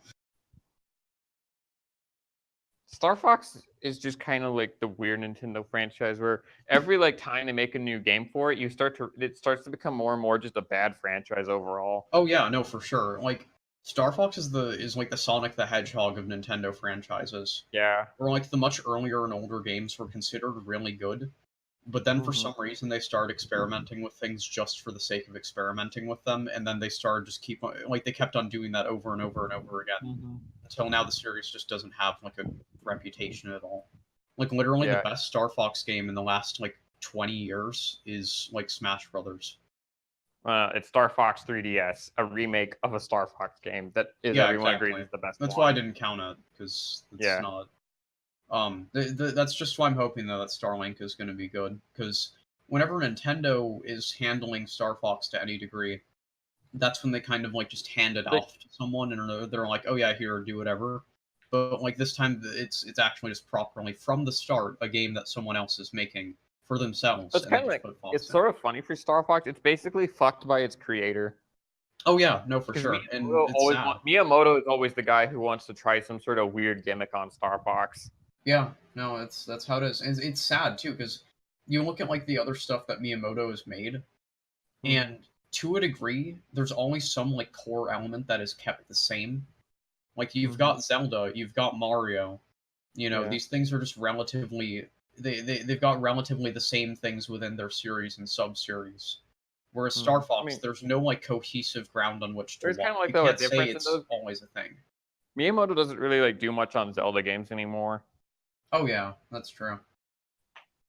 It's Miyamoto. I feel like as a game designer, like he's definitely great, but he has kind of like a streak to me of trying out gimmicks too often. Yeah. Well, I mean, that's what Nintendo itself became like known for a while. And I would he's argue kind of like the living embodiment of like the Nintendo. And experimenting's fine, but I think sometimes Nintendo themselves should like throw out an experiment before it even reached the shelf. Yeah. Because like I never looked into the Star Fox. I've never played Star Fox Zero, but basically everyone just pretty much said the game is ruined by its gimmicky motion controls. Yeah, no, that's what I've heard too. Is it's just fine otherwise, but there's motion controls that just are annoying, and they have no reason to be there. Yeah, it's just like Star Fox doesn't even really have an identity. It honestly doesn't. You could say, oh yeah, Star Fox is space shooters, but what about adventures? What was it? And that was the Command DS is more like arena. That was like an RTS. Yeah, it was an RTS arena. What about Assault, where only about 10% of the game is actual like on rail shooting? Yeah, no, like in terms of on-rail shooting, we've got 164 kind of and assault. 2 SNES games.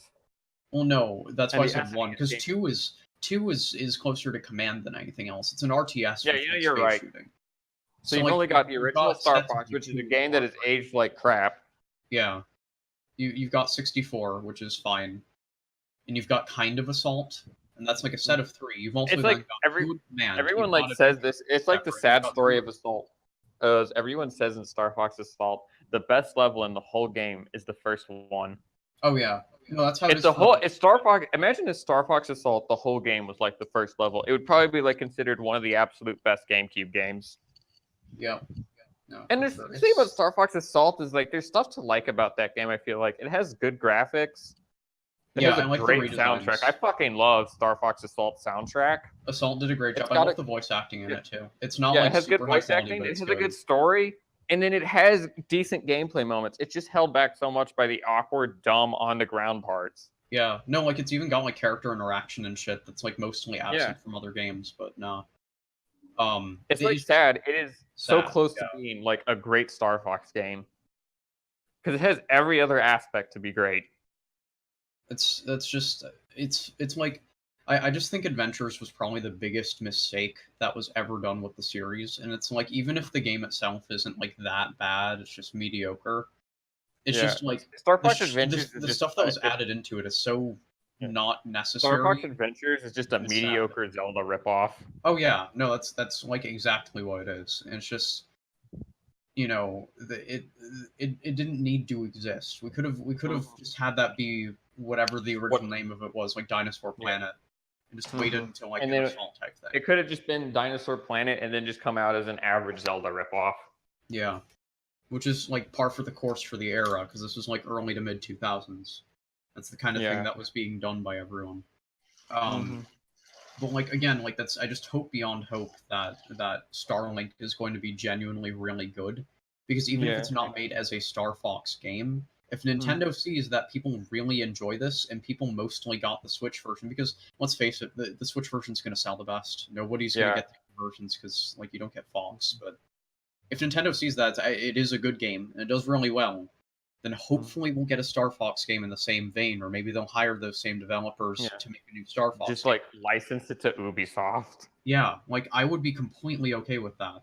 And I maybe it would even it would leave him in better hands, at least for the time being. Because like all we need is for Star Fox to have like a platform to stand on. And once we get that, then we're fine. Because they can experiment and stuff, but they'll at least have a formula to go back to. But we don't have that yet. Yeah. It's sad. It's sad. Star Fox is sad. It makes me sad. It's like I love the characters and I love the designs. I love like the aesthetic, and the music, and it's just like fun. Yeah. It is what the sad franchise. Oh yeah, no, sad franchise. There's a lot of like stuff that's generally just really sad when you look at how it kind of decays over time.